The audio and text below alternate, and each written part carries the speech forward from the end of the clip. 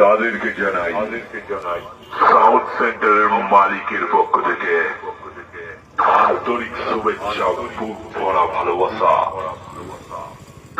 Sound centre sound check করবে নতুন স্টাইলে, নতুন গানে। আর সাউন্ড সেন্টারের উন্নতি দেখে যেসব সালা ফেটে যাচ্ছে তাদের আরো ফাটাবো, বুঝলে?